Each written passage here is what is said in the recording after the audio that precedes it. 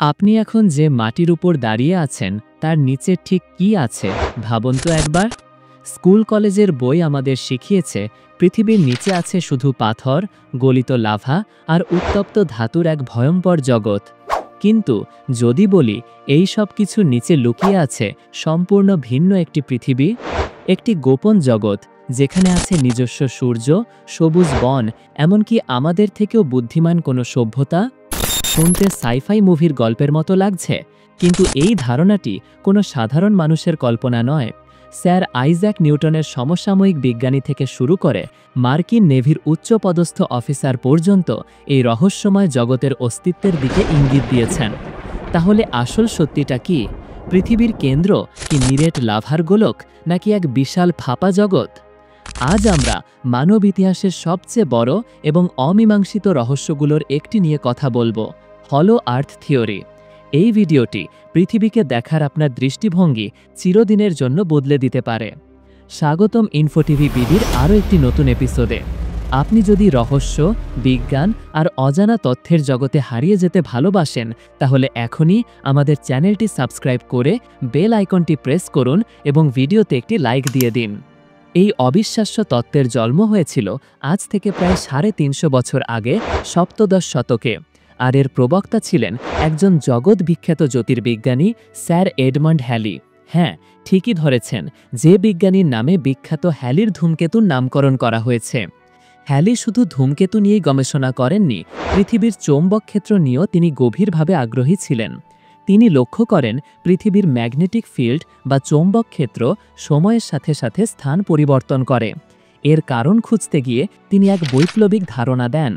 Hailey বলেন, আমাদের পৃথিবী নিরেট নয়, বরং এটি একাধিক খোলসের মতো স্তরে বিভক্ত, অনেকটা পেঁয়াজের মতো। আর প্রতিটি খোলসের মাঝে আছে ফাঁকা জায়গা এবং কেন্দ্রে আছে একটি ছোট আভ্যন্তরীণ সূর্য।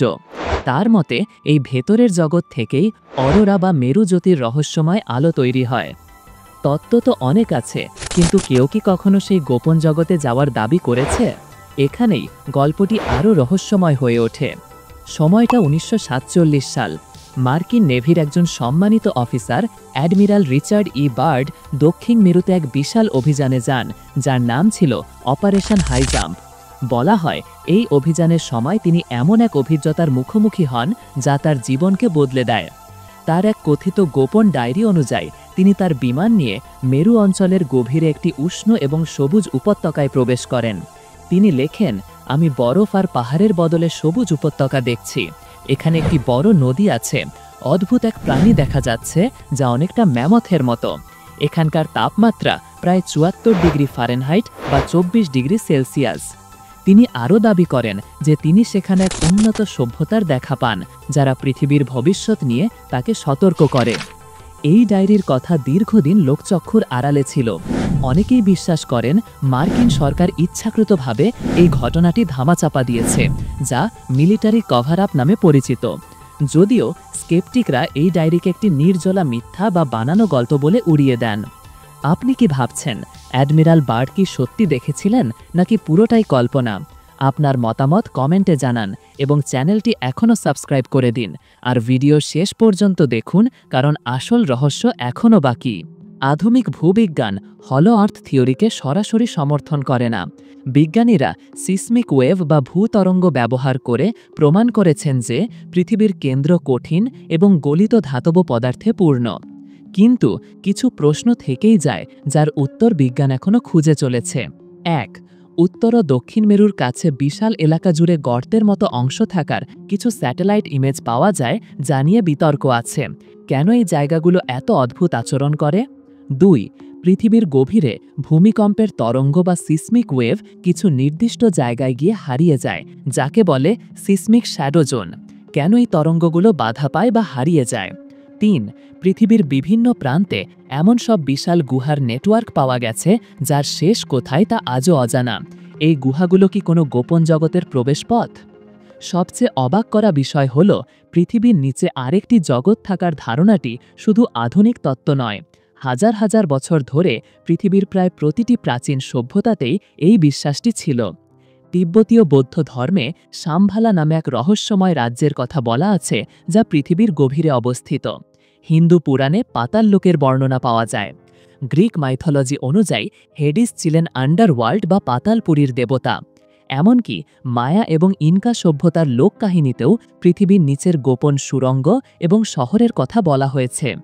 তাহলে কি এই সব প্রাচীন সভ্যতা কোনোভাবে এই গোপন জগতের কথা জানত, নাকি পুরোটাই নিছক কাকতালীয়? তাহলে আমরা কোথায় এসে দাঁড়ালাম? একদিকে আধুনিক বিজ্ঞানের যুক্তি যা হলো আর্থ থিওরিকে প্রায় বাতিল করে দেয়, অন্যদিকে আছে অ্যাডমিরাল বার্ডের মতো অভিযাত্রী রহস্যময় ডায়েরি, প্রাচীন কিংবদন্তি আর কিছু অমীমাংসিত বৈজ্ঞানিক প্রশ্ন। হতে পারে হলো আর্থ আক্ষরিক অর্থে সত্যি নয়, হয়তো এটি উন্নত কোনো সভ্যতা নয়, বরং পৃথিবীর গভীরে থাকা বিশাল কোনো গুহা সিস্টেম যেখানে নিজস্ব ইকোসিস্টেম গড়ে উঠেছে। অথবা হতে পারে এই সব কিছুই মানুষের অজানাকে জানার তীব্র আকাঙ্ক্ষা থেকে জন্ম নেওয়া এক অসাধারণ কল্পনা। সত্যিটা যাই হোক, একটা কথা নিশ্চিত, এই পৃথিবী এখনও রহস্যে ভরা। আপনি কি ভাবছেন, পৃথিবীর গভীরে কি সত্যি কোনো সভ্যতা লুকিয়ে আছে, নাকি পুরোটাই মানুষের বানানো গল্প? আপনার মূল্যবান মতামত নিচের কমেন্ট বক্সে জানাতে ভুলবেন না। এই ভিডিওটি যদি আপনার ভাবনার জগতে একটুও নাড়া দিয়ে থাকে, তাহলে প্লিজ একটি লাইক দিন এবং আপনার বন্ধুদের সাথে শেয়ার করে তাদেরকেও এই রহস্যের অংশ করে নিন। আচ্ছা, আপনি কি কখনো ভেবে দেখেছেন, যদি এই মুহূর্তে পৃথিবীর ৮০০ কোটি মানুষ একসাথে একটা লাফ দেয়, তাহলে ঠিক কি ঘটবে? মাটি কেঁপে উঠবে, মহাপ্রলয় হবে, নাকি পৃথিবী তার কক্ষপথ থেকে এক চুলো হলেও সরে যাবে? জানতে হলে আমার এই ভিডিওটি দেখুন। এখনও চ্যানেলটি সাবস্ক্রাইব না করে থাকলে সাবস্ক্রাইব করে দিন, যাতে আমাদের নতুন কোনো ভিডিও আপনার মিস না যায়। এতক্ষণ সাথে থাকার জন্য ধন্যবাদ।